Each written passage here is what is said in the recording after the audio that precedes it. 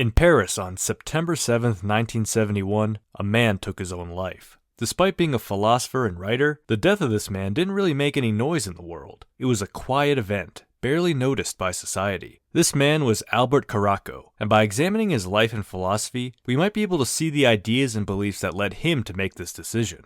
Albert, or maybe it's pronounced Albert, was born in Istanbul on July 8th, 1919. However, the Caracos quickly moved all over Europe until eventually settling down in Paris. Like a lot of other philosophers in the making, Albert was pretty gifted. However, his parents forced him to go to business school instead of something more academic. He was able to graduate in 1939, and just in time too, because the Caracos were Jewish and the rising threat of the Nazis meant that they needed to relocate. So yet again, Albert moved. First from Turkey, then to Europe, and now to Uruguay. There, they became Uruguayan citizens and converted to Catholicism for assimilation's sake. It's here in Uruguay that Albert began to write plays and other works. Once it was safe, the Caracos returned to Europe and remained there till the end. It was during this time that Albert was formulating his more pessimistic philosophy, rivaling some of the pessimistic philosophies you might be thinking about right now. This all culminated in an event, a single event that made a great impact on him, the death of his mother. His mother passed away in 1969, and he reflects on this event in arguably his most famous work, Postmortem.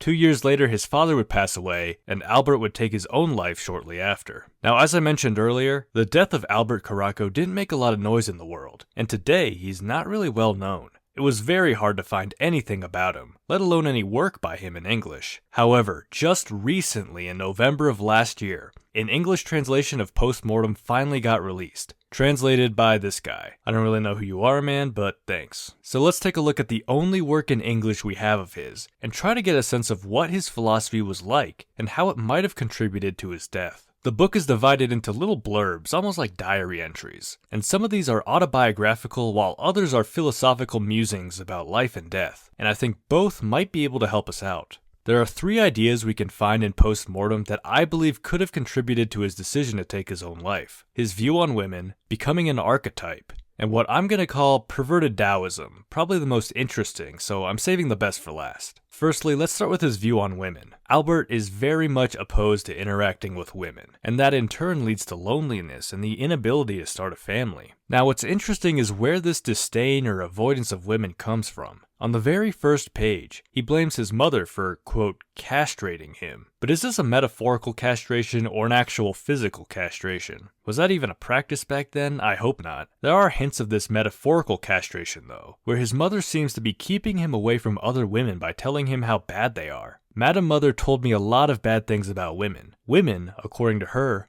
are monsters. They only think about their own interest. They only chase after man so as to live off him, and never love him as much as they claim. In the end, they remain strangers till death. Now the obvious objection is, wait, why do you feel one way about your mom but another way about other women? Well, it's kinda weird. Albert doesn't seem to be avoidant of women because of some typical sexist attitude. He instead is almost placing them on a pedestal, unreachable, and therefore away from him. It's very strange. Instead of just seeing another human being in a woman, he instead sees them more symbolically, if that makes any sense. We owe respect to women. We will incense them to better cast them away, and we will deify them to better crush them under their symbol. The point in bringing this up is not to act shocked that someone from this long ago had very strange and sexist views on women, but that this philosophy of women led him to avoiding them, thus not starting a family or forming any romantic connections, which could have possibly prevented his suicide. Although it's not a guarantee, I think it's a safe assumption that having a romantic or even just a social relationship would lessen the desire to take your own life. The next part of Albert Caraco's philosophy that might have contributed to his decision is his view that in death,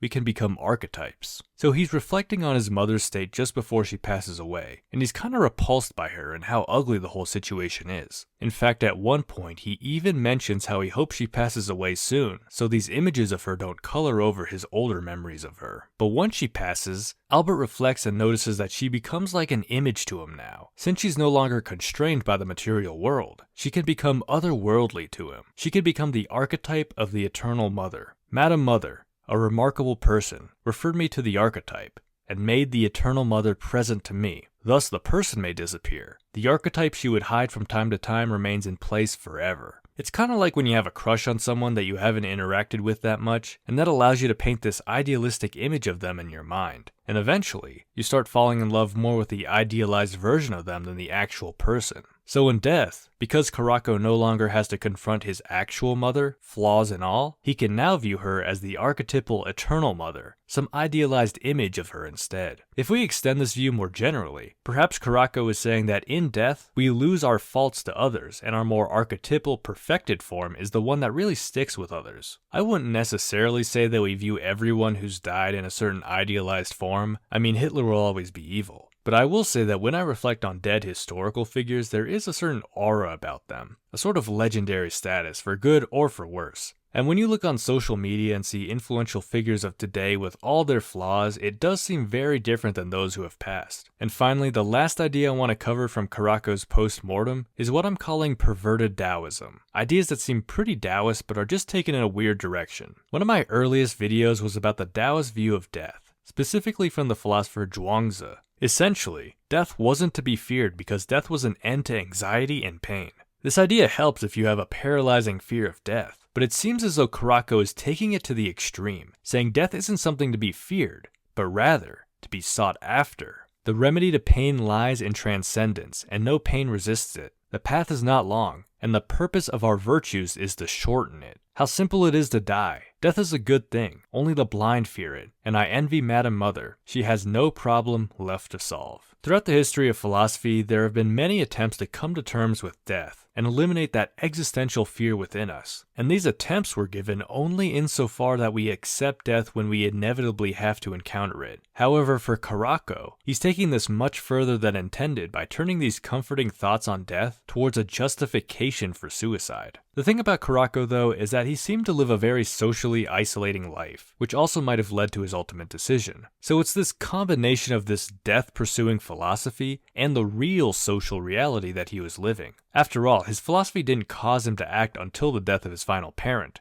the only other social relationship that it seemed he had. So as to the question of whether it was his philosophy or his social life to blame, it's kind of vague. We must bury our dead, or we must follow them, immolate ourselves on their graves, or turn around without shedding a tear. So I hope this episode not only highlighted the important significance that a philosophy can have on your practical life, but also highlighted the importance of good social relationships. If you're suffering from something personally, don't just isolate away, but reach out to others and talk to people. Anyway, I hope you got some value out of this video. If you enjoyed it, be sure to like, subscribe, and hit the bell, and with that I wish you all a beautiful rest of your day.